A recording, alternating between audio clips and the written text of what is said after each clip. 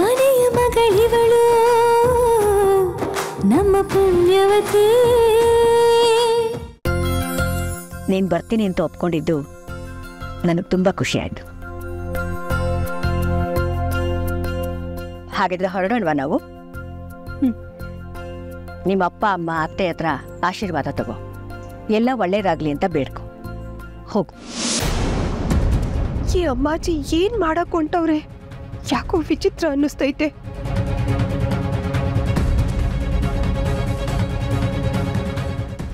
ಮಗಳು ಒಳ್ಳೇದಾಗಲಿ, ಒಳ್ಳೇದಾಗಲಿ.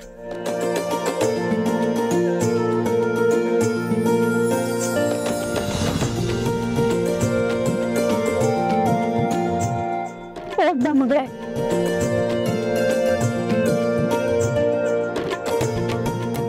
ಏನು ಯೋಚನೆ ಮಾಡಬೇಡಿ, ನಿಮ್ಮ ಮಗಳು ನಮ್ಮನೇಲಿ ಸುಖವಾಗಿರ್ತಾಳೆ.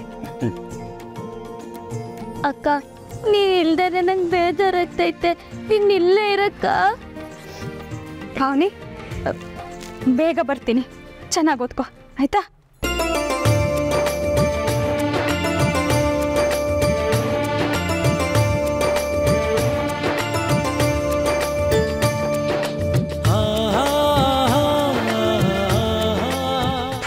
ಏನಿದು?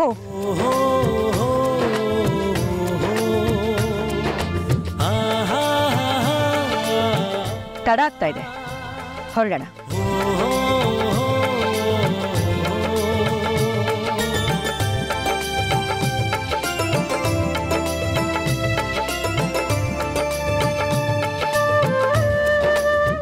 ನಾವಿನ್ ಬರ್ತೀವಿ. ಪಾವನಿ, ಅಕ್ಕನ ಬ್ಯಾಗ್. ಚಂಚಲ, ಏನಾಯ್ತಮ್ಮ? ಯಾಕೆ ಕುಂಟ್ತಾ ಇದೆಯಾ? ಕಾಲೊಂಚೂರು ಸ್ಲಿಪ್ ಆಯ್ತು ಅತ್ತೆ. ಅಕ್ಕ, ಪದ್ಮಿನಿ ನಂದನ್ ಏನಾದರೂ ಕಾಲ್ ಮಾಡಿದ್ರಾ?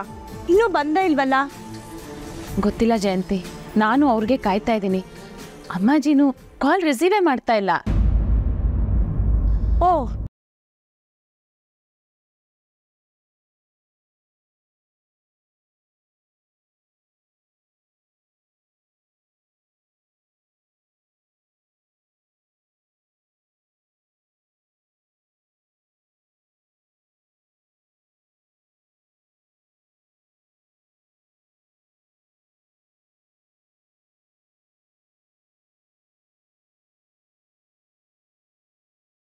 ಅಂದ್ರೆ ಇದೇನಿದು ಹೀಗ್ ಬಂದಿದ್ದೀರಾ?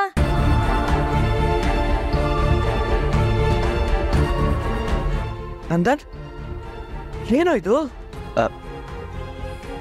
ಹಾಸ್ಪಿಟ್ಲಲ್ಲಿ ಪದ್ಮಿನಿನ ಕರ್ಕೊಂಡು ಹೋಗ್ಬೇಕಾದ್ರೆ ಇಬ್ಬರು ಜಾರು ಬಿದ್ವಿ. ಸಣ್ಣ ಗಾಯ ಅಷ್ಟೆ. ಓಹ್ ಹೌದಾ? ಸದ್ಯ ಜಾಸ್ತಿ ಪೆಟ್ಟೇನಾಗಿಲ್ವಲ್ಲ? ಪದ್ಮಿನಿ ಬಗ್ಗೆ ಡಾಕ್ಟರ್ ಏನಂದ್ರು? ಗುಡ್ ನ್ಯೂಸಾ? ಹಾಗೇನಿಲ್ಲ, BP ಲೋ ಆಗಿದೆ, ತುಂಬ ವೀಕ್ ಆಗಿದ್ದಾನೆ. ಓ ಹೌದಾ? ನೀವಿಬ್ರು ಏನೂ ಬೇಜಾರಾಗಬೇಡಿ. ನೀವಿಬ್ರು ತಂದೆ ತಾಯಿ ಆಗಕ್ಕೆ ಇನ್ನೂ ತುಂಬ ಟೈಮ್ ಇದೆ. ಪದ್ಮಿನಿ, ನೀನು ಹುಷಾರಾಗಿರ್ಬೇಕಮ್ಮ. ಹೌದು, ಅಮ್ಮಾಜಿ ಮತ್ತೆ ನರೇಂದ್ರ ಎಲ್ಲಿ? ಅದು ಅಜ್ಜಿ ಏನೋ ಕೆಲಸ ಇದೆ ಅಂತ ಹೋದ್ರು. ಕೆಲ್ಸನಾ? ಏನ್ ಕೆಲ್ಸ? ಇವತ್ತಿದ್ದೇ ಒಂದು ಮೀಟಿಂಗು, ಅದನ್ನು ನಾನು ಫೋನಲ್ಲೇ ಮುಗಿಸಿದ್ನಲ್ಲ. ಮತ್ತಿನ್ನೇನು ಕೆಲಸ? ಎಲ್ಲಿ ಹೋದ್ರು ಅಮ್ಮಾಜಿ? ಅಪ್ಪ, ಅದು ನಂದನ್, ಅದು ಅಂತ ಹೇಳ್ತಾ ಇದೆಯಲ್ಲ, ಅದೇನಾಯ್ತು ಅಂತ ಹೇಳೋ. ಏನಿಲ್ಲ, ನನಗೂ ಅಜ್ಜಿಗೂ ಮಾತಿಗೆ ಮಾತು ಬೆಳೀತು.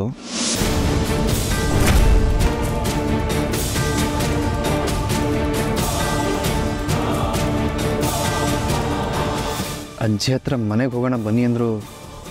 ಏನೋ ಕೆಲಸ ಇದೆ ಅಂತ ಬರಲೇ ಇಲ್ಲ. ಏನು? ಅಮ್ಮಾಜಿಗೆ ಎದುರು ಮಾತಾಡ್ತೀಯಾ? ಅಷ್ಟು ದೊಡ್ಡನಾಗ್ಬಿಟ್ಯಾ ನೀನು? ನಂದನ್, ನೀನ್ ಯಾವತ್ತೂ ಈ ತರ ಕೆಲಸ ಮಾಡ್ದವನಲ್ಲ. ಯಾಕೆ ಅಮ್ಮಾಜಿಗೆ ಎದುರು ಮಾತಾಡ್ದೆ? ಏನಾಯ್ತು? ಯಾಕೋ ಕಂದ, ಯಾಕೆ ಹೀಗೆ ಮಾಡಿದೆ? ಹಾಗಿದ್ರೆ ಅಮ್ಮಾಜಿ ಬೇಜಾರು ಮಾಡ್ಕೊಂಡು ನಿನ್ ಜೊತೆ ಬರ್ಲಿಲ್ಲ ಅಂತ ಆಯ್ತು.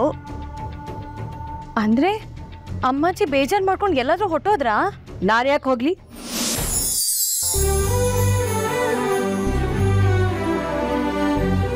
ಪೂರ್ವಿ, ನಡಿಯಮ್ಮ ಅವಳಿಗೆ.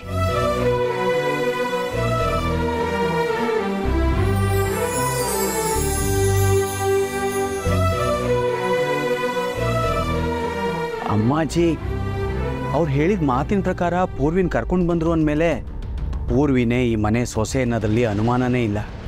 ಆದರೆ ಪದ್ಮಿನಿ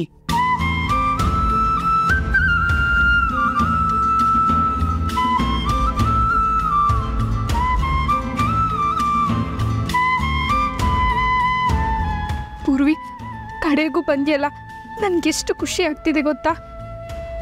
ಅಕ್ಕ, ನಾನಿಲ್ಲಿ ಅನಿವಾರ್ಯವಾಗಿ ಬಂದಿವ್ನಿ. ಮತ್ತೆ ನಿನ್ನ ನಂದನ್ ಅವ್ರ ಮಧ್ಯೆ ಬಂದ್ನಲ್ಲ ಅಂತ ನನಗೆ ನೋವಾಗ್ತೈತೆ. ಅಕ್ಕ, ನೀನು ಆಯಾಸ ಮಾಡ್ಕೋಬೇಡ, ಕೂತ್ಕೋ.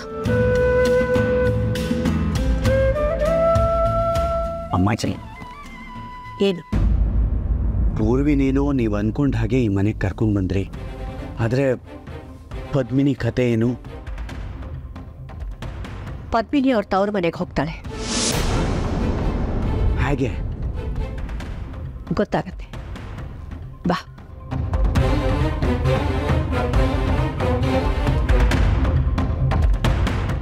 ಯಾಕೆ ಎಲ್ಲರೂ ಇವಳನ್ನ ಹಾಗೆ ನೋಡ್ತಾ ಇದ್ದೀನ?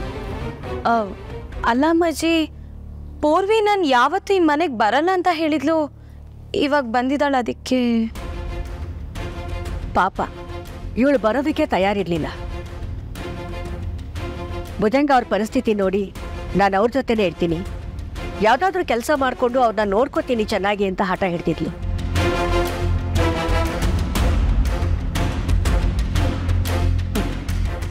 ಪಾಪ, ಎಷ್ಟು ಕಾಳಜಿ ಅವ್ರ ಅಪ್ಪ ಅಮ್ಮ ಅಂದರೆ ಇವಳಿಗೆ.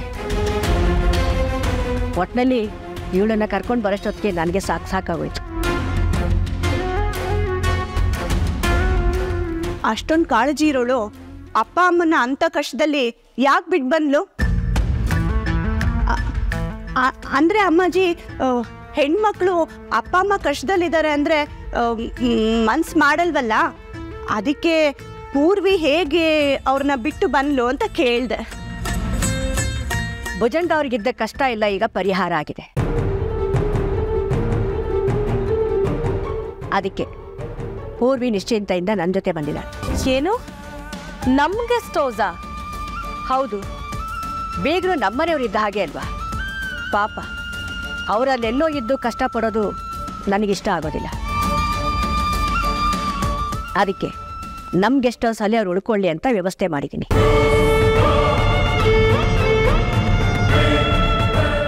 ಹಾಗೆ ನಮ್ಮ ಅಮ್ಮಾಜಿ ಸ್ವೀಟ್ಸ್ ಕಂಪ್ನಿಲಿ ಅವ್ರಿಗೆ ನಾನೊಂದು ಕೆಲಸನೂ ಕೊಟ್ಟಿದ್ದೀನಿ.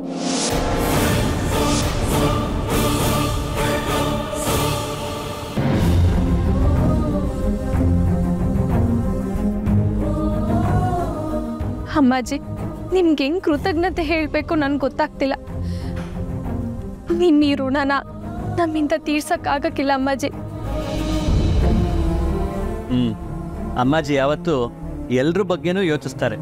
ಯಾರೇ ಕಷ್ಟದಲ್ಲಿದ್ರೂ ಸಹಾಯ ಮಾಡೇ ಮಾಡ್ತಾರೆ. ಪೂರ್ವಿನ ಇಲ್ಲಿ ಕರ್ಕೊಂಡು ಬಂದು ತುಂಬ ಒಳ್ಳೆ ಕೆಲಸ ಮಾಡಿದ್ರಿ ಅಮ್ಮಾಜಿ. ಪದ್ಮಿನಿ ತುಂಬ ಬೇಜಾರಲ್ಲಿದ್ಲು. ಈಗ ನೋಡಿ, ನನ್ನ ಸೊಸೆ ಮುಖದಲ್ಲಿ ಕಳೆ ಬಂದಿದೆ.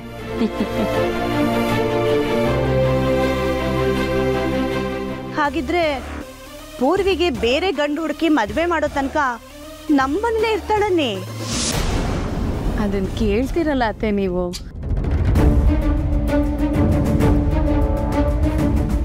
ನಿಮಗೆ ಯಾರಿಗೂ ಈ ವಿಷಯದಲ್ಲಿ ಅನುಮಾನ ಬೇಡ, ನಾನೇ ಹೇಳ್ತಾ ಇದ್ದೀನಿ.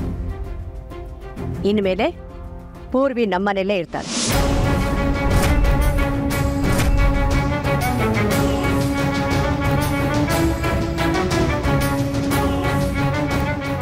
ಹಾಗೆ ಇದ್ರ ಬಗ್ಗೆ ಇನ್ಯಾರೂ ಚರ್ಚೆ ಮಾಡೋದು ಬೇಡ ಅಷ್ಟೇ. ಪದ್ಮಿನಿ, ನೀನು ರೆಸ್ಟ್ ಮಾಡಬೇಕು. ಬಾ ನನ್ನ ಜೊತೆ ಬಾ.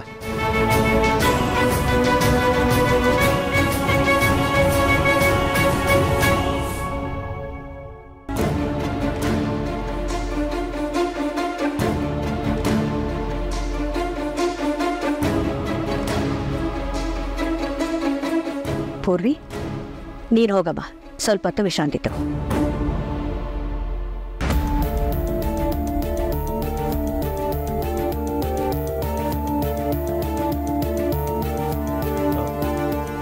ಅಮ್ಮಾಜಿ, ನನಗೆ ನಿಮ್ಮ ಮಾತು ಅರ್ಥ ಆಗಲಿಲ್ಲ. ಪದ್ಮಿನಿ ಹೇಗೆ ಮನೆ ಬಿಟ್ಟು ಹೋಗ್ತಾಳೆ? ಎಲ್ಲ ನಾನು ಹೇಳ್ತೀನಿ, ನನ್ನ ಜೊತೆ ಬಾ.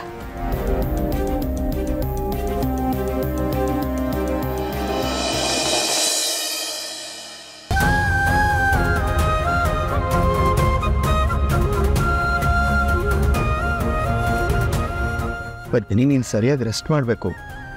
ಊಟ ತಿಂಡಿ ಸರಿಯಾಗಿ ಮಾಡಲಿಲ್ಲ ಅಂದರೆ ನಿನ್ನ ಹೆಲ್ತ್ ಸರಿ ಹೋಗಲ್ಲ. ಊಟ ತಿಂಡಿ ಎಲ್ಲ ಮಾಡ್ತೀನಿ ನಂದನ್ನೋರೆ. ಪೂರ್ವಿ ಬಂದಿದ್ದಾಳಲ್ಲ, ನಂಗೆ ಇನ್ನೇನು ಚಿಂತೆ. ನೀನು ಸರಿಯಾಗಿ ಟ್ಯಾಬ್ಲೆಟ್ಸ್ ತೊಗೋಬೇಕು. ಅದಕ್ಕಿಂತ ಹೆಚ್ಚಾಗಿ ನಿನ್ನ ಬಗ್ಗೆ ನೀನು ಕಾಳಜಿ ತೊಗೋಬೇಕು. ಬರೀ ಈ ವಿಷಯಕ್ಕೆ ಅಂತಲ್ಲ, ಎಲ್ಲ ವಿಷಯಕ್ಕೂ. ಪೂರ್ವಿ ಬರೋದೇ ಇಲ್ವೇನೋ ಅಂತ ಭಯ ಆಗೋಗಿತ್ತು ನನಗೆ. ಆದರೆ ಅಮ್ಮಾಜಿ ಅವಳನ್ನ ಕರ್ಕೊಂಡು ಬಂದ್ಬಿಟ್ರು. ಒಂದು ವಾರ ಬಿಟ್ಟು ಮತ್ತೆ ಡಾಕ್ಟರ್ ಹತ್ರ ಹೋಗೋಣ, BP ಚೆಕ್ ಮಾಡಿಸೋಣ, ಸರಿನಾ? ಇದೆಲ್ಲ ದೇವ್ರ ನಿರ್ಣಯ ನಂದನ್ನೋರೆ.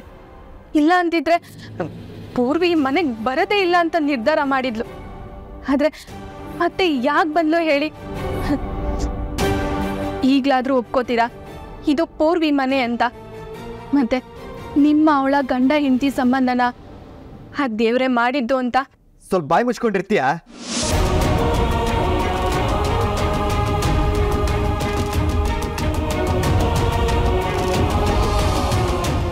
ಯಾವಾಗ ನೋಡಿದ್ರು ಪೂರ್ವಿ ಪೂರ್ವಿ ಪೂರ್ವಿ ಅವಳ್ದೆ ಜಪ ಮಾಡ್ತಿರ್ತೀಯ.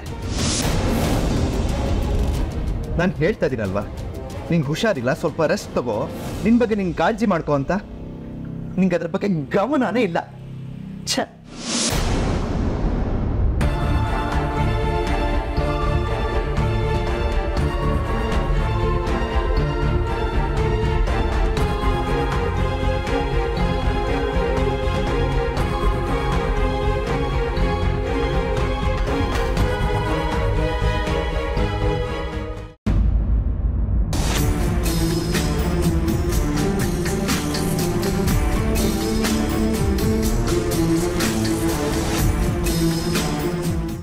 ಅರ್ಥ ಆಯ್ತಲ್ವಾ? ಅಮ್ಮಾಜಿ, ಇದೆಲ್ಲ ಸಾಧ್ಯನಾ? ಈ ವಿಚಾರಕ್ಕೊಂದು ಲಾಜಿಕ್ಕೇ ಇಲ್ವಲ್ಲ ಅಮ್ಮಾಜಿ? ಅಲ್ಲ ಅಮ್ಮಾಜಿ, ನೀವು ಹೇಳ್ದಾಗೆ ನಾನು ಮಾಡಿದ್ರೆ ಇದೆಂಥ ಶಾಸ್ತ್ರ ಅಂತ ಎಲ್ಲರೂ ನನ್ನನ್ನು ಬೈತಾರೆ. ಉಳ್ದವ್ರು ಹೋಗ್ಲಿ.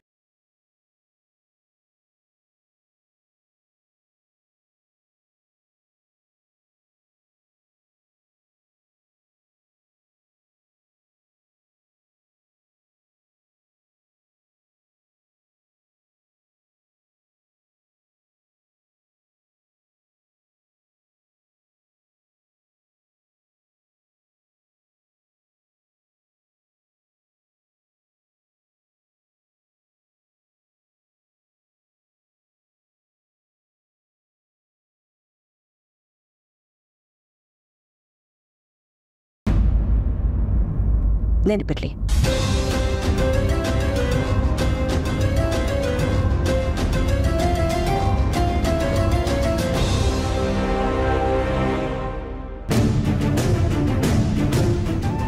ಅಕ್ಕ, ಪೂರ್ವಿ ನಂದನ್ನವ್ರು ಹೇಳಿದ್ದಕ್ಕೆ ಬೇಜಾರಾಗಬೇಡ ಕಣೆ. ನೀನು ಬಂದೆ ಅಂತ ಅವ್ರು ಬೇಜಾರಲ್ಲಿಲ್ಲ. ಯಾಕೋ ಗೊತ್ತಿಲ್ಲ, ಅವ್ರು ಬೆಳಗ್ಗೆಯಿಂದನೂ ಕೋಪದಲ್ಲೇ ಇದ್ದಾರೆ.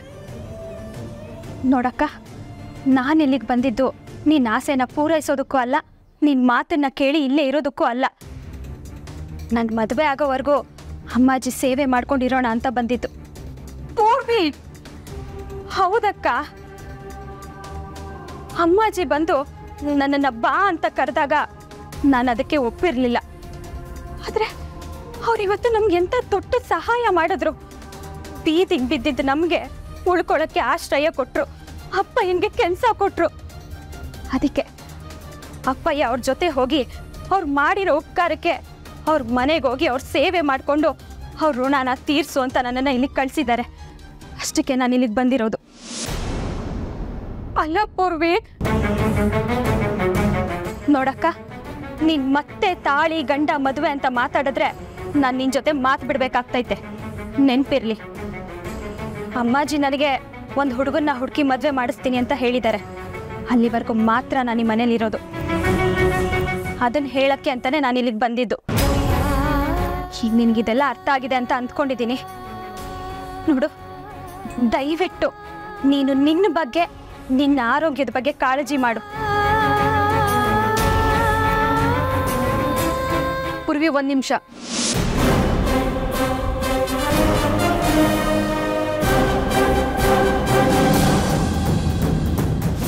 ಪೂರ್ವಿ, ಇವತ್ತು ನೀನು ತಾಳಿ ತೆಗಿತೀನಿ ಅಂತ ಅತ್ತೆ ಒಂದ್ ಜೊತೆ ದೇವಸ್ಥಾನಕ್ಕೆ ಹೋಗಿದ್ದೆ ಅಲ್ವಾ?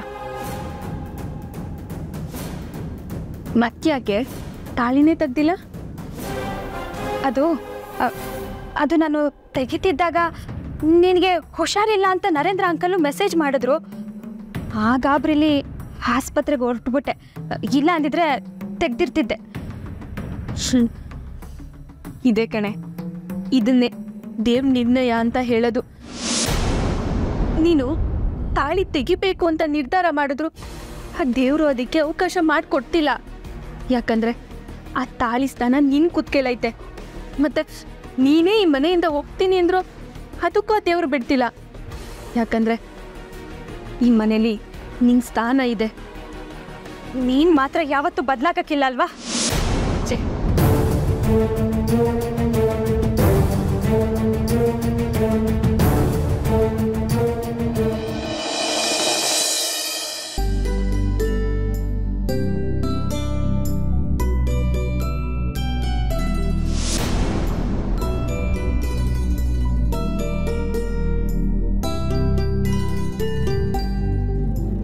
ಪದ್ಮಿನಿ, ರಾತ್ರಿ ಏನಾದರೂ ಬೇಕಿದ್ರೆ ಸಂಕೋಚ ಪಟ್ಕೊಳ್ದೆ ನನ್ನ ಎಪ್ಸು.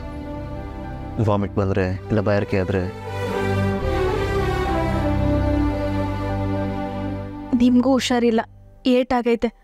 ನನ್ನ ಬಗ್ಗೆ ಯೋಚನೆ ಮಾಡೋದು ಬಿಟ್ಟು ಸುಮ್ಮನೆ ಮಲ್ಕೊಳ್ಳಿ.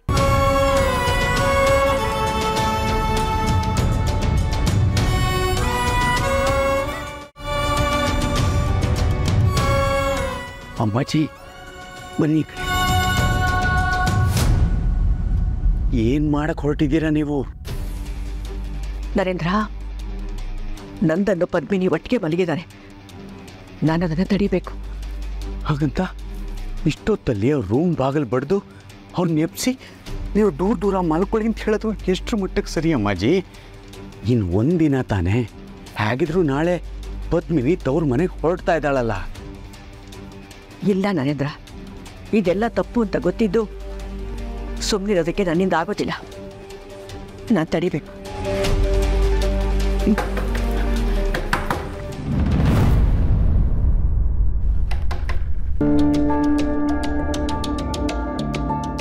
ನಾನೇ ಹೋಗಿ ನೋಡ್ತೀನಿ, ನೀವು ಮಲ್ಕೊಳ್ಳಿ.